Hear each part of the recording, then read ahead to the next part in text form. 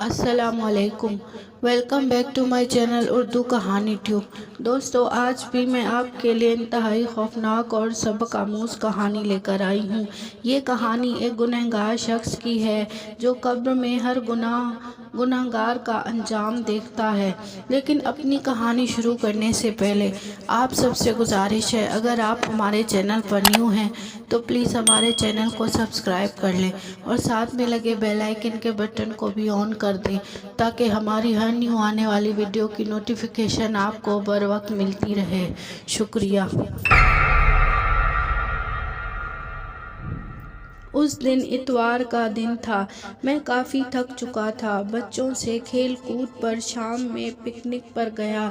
سارا دن مصروفیت کی وجہ سے تھک کر چور ہو چکا تھا۔ بچے اور بیوی باہر لان میں ٹی وی دیکھنے بیٹھ گئے۔ میں جلدی سے سونے چلا گیا۔ سوتے ہی مجھے اس دن عجیب سی نیند آ رہی تھی۔ جسم میں تھکاوٹ اور ہلنے کی جان نہیں تھی۔ آنکھیں نہ بند تھیں نہ کھل پا رہی تھیں۔ دماغ پر عجیب سا وزن محسوس ہو رہا تھا۔ آنکھوں کے سامنے کالی دھند چھانے لگی تھی۔ کانوں میں عجیب سا شور ہو رہا تھا۔ پاؤں درد کرنے لگے تھے جیسے خون باہر نکلنے کی کوشش کر رہا ہو۔ اتنے میں آنکھوں کے سامنے مکمل اندھیرا چھا گیا، جیسے آہستہ سے میرے جسم سے جان نکل رہی ہو۔ میری آنکھیں بند تھیں پھر بھی مجھے وہ نظارے دکھائی دینے لگے تھے۔ نہ چاہتے بھی دماغ میں ماضی کے پچھلے کیے گناہ یاد آ رہے تھے، جیسے کوئی بھکاری بچہ مجھ سے بھیک مانگنے آیا اور میں نے اسے دھکا دے کر ہٹا دیا۔ لڑکیوں کی مجبوری کا فائدہ اٹھا کر ان سے کیے گناہوں کی یاد۔ مجھے ایسے لگ رہا تھا جیسے میرے کیے سارے گناہ کسی موویز کی طرح میرے سامنے چل رہے تھے۔ میں جاگنے کی کوشش کر رہا تھا پر میرے جسم میں ذرا سا ہلنے کی طاقت نہ بچی تھی۔ جیسے ایک کھوکھلی لاش کسی نہر میں تیر رہی ہو۔ میرے کانوں میں اذان کی آواز گونج رہی تھی اور اس دوران میرے ہنسنے اور بات چیت کی یاد۔ نماز پر جان بوجھ کر نہ جانا، ان سے یا دن سے ایک خوف طاری ہونے لگا تھا۔ پھر کچھ لمحوں بعد مجھے کالے لباس میں ایک شخص دکھائی دینے لگا اور مجھ سے کہنے لگا، میں ملک الموت ہوں، تمہارا وقت اس دنیا میں پورا ہو چکا ہے اور مجھے حکم ہوا ہے کہ تمہاری جان لی جائے۔ میں سن کر گھبرا گیا۔ روتے منت کرتے کہا، خدا کے لیے مجھے چھوڑ دو، میرا ابھی مرنے کی عمر نہیں ہے، میرے چھوٹے چھوٹے بچے ہیں اور میں نے قبر کے لیے کوئی تیاری بھی نہیں کی ہے اور میرے کوئی اچھے کام بھی نہیں ہیں، میں نے نمازیں بھی نہیں پڑھیں۔ خدا کے لیے مجھے آخری موقع دو تاکہ میں نماز پڑھوں، اچھے کام کروں، خدا کو راضی کروں تاکہ قبر کے عذاب سے بچ جاؤں۔ میری التجائیں سن کر وہ مجھ سے افسوس کرنے لگا اور کہنے لگا، اے ابن آدم، کیا تمہیں معلوم بھی تھا کہ موت کی کوئی عمر نہیں؟ تو تم نے یہ سب اچھے کام پہلے کیوں نہیں کیے؟ تم دنیا میں جس کام کے لیے آئے تھے وہ تو تم بھول گئے اور جنہوں کے لیے تم نے دنیا میں کام کیا تو وہ آج تیرے سب کہاں ہیں؟ افسوس تم نے ساری زندگی بڑے بڑے واسطے بنانے میں، وہ بھی آج تمہیں موت سے نہیں بچا سکتے، کیونکہ خدا کی طرف سے تمہاری جان لینے کا حکم ہوا ہے جسے کوئی بھی ٹال نہیں سکتا۔ اب تمہارے جیسے اعمال ہوں گے ویسا ہی برتاؤ ہوگا تمہارے ساتھ۔ اس کا یہ کہتے ہی مجھے ایسا محسوس ہوا جیسے میری سانسیں میری نسوں سے کھینچ کر کوئی نکال رہا ہو اور تکلیف کی شدت سے میری سانسیں جانے لگیں۔ اور کچھ ہی سیکنڈ بعد وہ میری روح قبض کر چکا تھا اور اب میں اسی بیڈ پر لاش کی طرح سویا ہوا تھا۔ میرے چاروں طرف میری بیوی، بچے اور خاندان والے موجود تھے۔ سب میرے لیے رو رہے تھے۔ کچھ فون پر ادھر ادھر میرے مرنے کی اطلاع دینے لگے۔ عورتیں دہاڑے مار کر میری لاش پر رو رہی تھیں، جن کی آواز سے میری روح کو تکلیف پہنچ رہی تھی۔ میں سب کچھ دیکھ اور سن پا رہا تھا پر بول نہیں سکتا تھا۔ میری نظریں وسیع ہو چکی تھیں، مجھے سب کچھ آسانی سے دکھائی دے رہا تھا۔ گھر میں مہمانوں کا آنا جانا بڑھنے لگا۔ کچھ میری تعریف کر رہے تھے کہ مرحوم اچھا تھا تو وہاں کچھ برائی بھی کر رہے تھے، اور برائی کرنے والوں کی وجہ سے میری روح کو تکلیف پہنچ رہی تھی۔ تھوڑی دیر میں مسجد میں میرے نام کا اعلان ہونے لگا۔ اعلان سن کر میں حیران ہو رہا تھا کہ دنیا میں جب زندہ تھا تو میرا نام لینے سے پہلے میرا عہدہ مرتبہ میری تعریف بیان ہوتی تھی، اور آج صرف اتنا کہا گیا کہ احمد خان ولد اعتزاز خان اس فانی جہان سے ہمیشہ کے لیے انتقال کر چکے ہیں۔ میری روح مکمل قبض ہو چکی تھی۔ اتنے میں دوسرا فرشتہ میرے پاس آیا اور کہنے لگا، اے ابن آدم، تم نے جو مال جمع کیا تھا وہ کہاں ہے؟ تم جو ساری زندگی دولت کمانے اور جمع کرنے کے چکر میں خدا سے غافل رہے، تو بتاؤ اب وہ دولت تیرے کس کام کی ہے؟ کیا وہ تمہاری جمع کی ہوئی دولت تمہیں خدا کے عذاب سے بچا سکتی ہے؟ ہرگز نہیں۔ تمہیں جب معلوم تھا کہ قبر میں صرف اچھے اعمال کام آئیں گے تو پھر بھی تم خدا کی عبادت اور اس کے حکموں سے غافل کیوں رہے؟ کیوں دنیا کے چکر میں جان بوجھ کر بغیر کسی مجبوری کے نمازیں چھوڑیں؟ اب تیار ہو جاؤ اپنے اچھے برے انجام کے لیے۔ اس فرشتے کے کسی بھی سوال کا میرے پاس کوئی جواب نہیں تھا۔ میں اس کے سوالوں سے شرمندہ ہو رہا تھا اور میرے اوپر ڈر حاوی ہونے لگا تھا کہ نہ جانے دفن ہونے کے بعد قبر میں مجھ سے کیا ہوگا اور میرا کیا انجام ہوگا۔ مجھے کس طرح وہ لوگ دوزخ میں ڈال دیں گے، جلتی ہوئی آگ میں ڈال دیں گے، یہ سوچ سوچ کر میرا برا حال ہو رہا تھا۔ پھر مجھے جلدی سے غسل دینے کے لیے لے جایا گیا۔ غسل دینے والا جب میرے جسم کو چھو رہا تھا تو مجھے بڑی تکلیف ہو رہی تھی، کیونکہ اس کی زبان پر کوئی قرآنی آیت، درود پاک اور کلمات وغیرہ نہیں تھے۔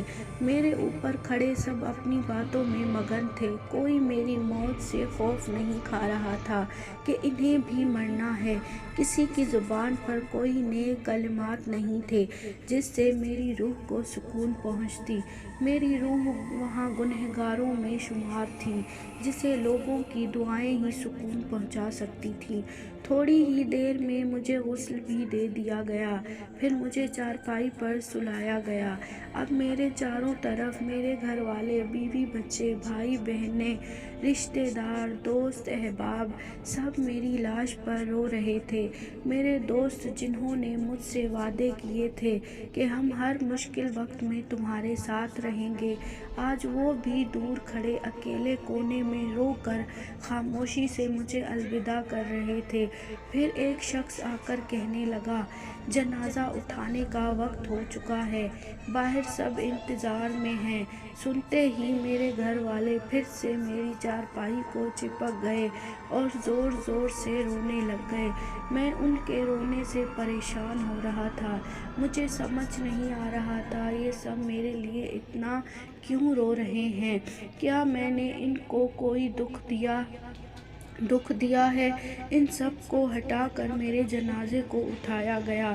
میں پریشان ہو رہا تھا، یہ سب مل کر مجھے کہاں لے جا رہے ہیں؟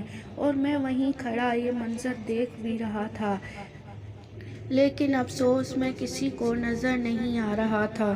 نظر آ رہی تھی تو صرف میری بے جان لاش۔ میں ایک چارپائی پر تھا اور میرے آس پاس بڑی تعداد میں لوگ تھے۔ میرا جنازہ سفر میں ہی تھا کہ اتنے میں تیسرا فرشتہ میرے پاس آیا اور کہنے لگا، اے ابن آدم، تم ایک لمبے سفر کی طرف رواں دواں ہو، جو تو یہ سفر پہلی بار کر رہا ہے۔